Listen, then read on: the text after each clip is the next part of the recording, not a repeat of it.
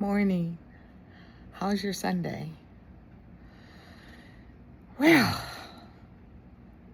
again, my mornings are becoming revelation time. So when I woke up this morning, I heard, "You have not because you ask not," as well as what you're asking is from a place of amiss. I think it's ISS, amiss. And I was thinking, we're talking about two realms from now on. You have to understand that even though you are in an earthly realm, God is in a spirit realm. And he says that he rewards us according to his kingdom, not according to this earthly kingdom. And that's why when you're reading the Bible, it's important that you look at it from his perspective, because he's the one that supplies the need according to his riches.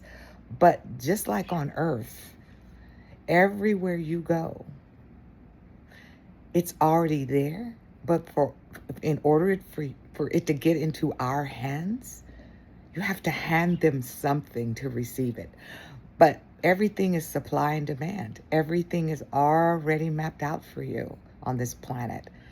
And what this planet uses to hand you what it is that you want, because it's not always that we need the things we go out and look for. Sometimes it's just what we want, that they've already supplied it. It's inside the store. It's inside, everything's inside of it already. But for you to have access to it, you have to use their source of receiving it. So let's take that into God. So he says, "You have not because you ask not." How can God say that?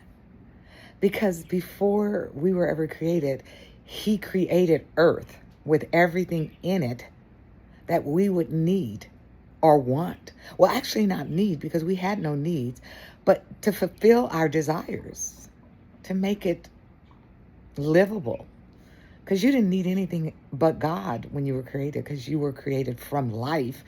But he still planted you in a garden filled with things to enjoy. And nothing's really changed. But our perspective of it is either getting access to God or not. Because he says, all you have to do is ask, and it's yours. But you're asking in a miss. So that means there's a body, soul, and spirit. God doesn't look at the outward appearance. The world does. Can you afford it? What's in your purse? God doesn't do that. He says, what's in your heart? Why are you asking for this? Is it to feel the purpose why I birthed you, or is it to just upon your lust or upon something that's going to never last? See, he's always got his back. Because if you're trying to get something to fulfill something he's already filled, he's not going to give it to you, because it's going to cause you to be in a prison where it becomes an addiction. I want you to think about that, because this is a fallen world. Always remember that. That helps me a lot to wake up with, I'm not walking in heaven yet.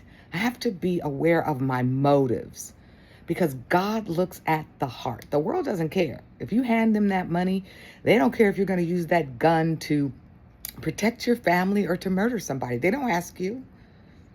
All they want is the money.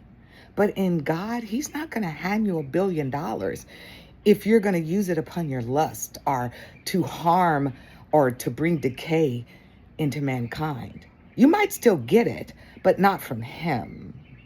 And God says every good and perfect gift. So as you walk this journey on earth, before you go to God, find out the motive of your heart. Make sure it aligns with who God is and not what the world is teaching you. Well, I just want it because it's pretty and I just want it for myself. No. One of the things about the kingdom of God, he is a sower. He sows in order to receive. He sowed you to get billions of him on earth and in heaven. And you're going to be just like him when you get to heaven. You're going to have your own kingdom. You're going to be judging angels. You're made in his image. That was a gift. It wasn't a gift for you to do like the enemy did. I want to be like you. I want to ascend above you. So he fell. And that's why we as believers, sometimes me, everyone fails at a task because of the motive, not because there's not a supply or God is lying. God says all things I want to give to you. But he wants you to produce fruits, not lust, not selfish motives. I'm not preaching just to you out there. This is a work in progress for me as well. So I hope it doesn't sound like I'm judging, because more than judging you, I'm judging myself. I'm just sharing it with you because you're my brother and sister, and the things God teaches me, I just want all my brothers and sisters to just get God's blessing. God says abundantly beyond what you can ask. And some people have been praying for things for years, and God says one day is 1,000 years. He's working on your heart. You don't need to keep asking him.